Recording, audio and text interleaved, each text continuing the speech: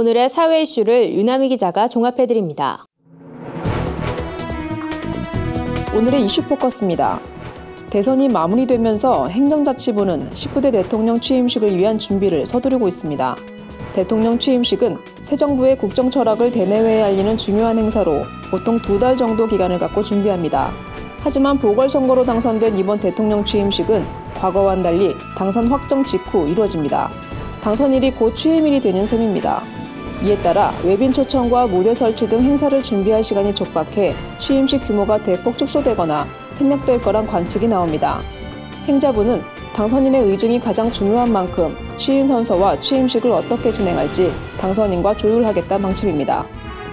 장애인 가구 절반가량이 고령 가구지만 주거 수준이 열악해 대책 마련이 시급하다는 지적이 나왔습니다. 국토연구원 보고서에 따르면 국내 장애인 가구는 222만 5천 가구로 추정됩니다. 이 중 65세 이상 노인 장애인이 포함된 고령 장애인 가구 비율은 절반에 가까운 105만 가구로 집계됐습니다. 고령 장애인 가구 중 1인 또는 2인 가구 비율은 74.1%로 높은 수치를 보였는데요.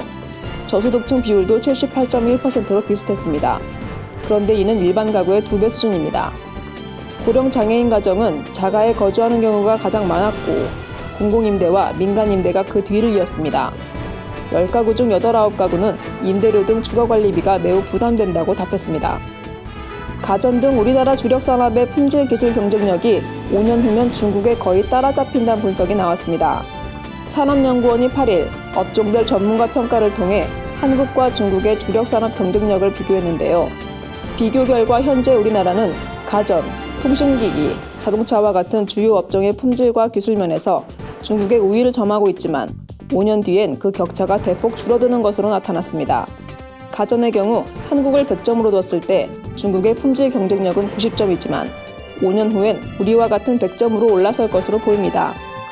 통신기기는 90점에서 95점으로, 기술 경쟁력은 92점에서 95점으로 오를 전망입니다.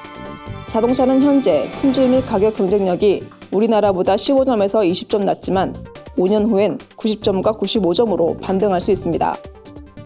각종 기념일이 많은 5월이지만 최대 성수기를 맞아야 할 화훼 농가는 울상을 짓고 있습니다.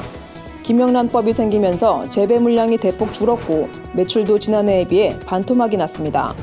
어버이날과 스승의 날 등 5월 장사를 보고 꽃을 피워온 화훼 농가 입장에선 여간 답답한 일이 아닐 수 없는데요.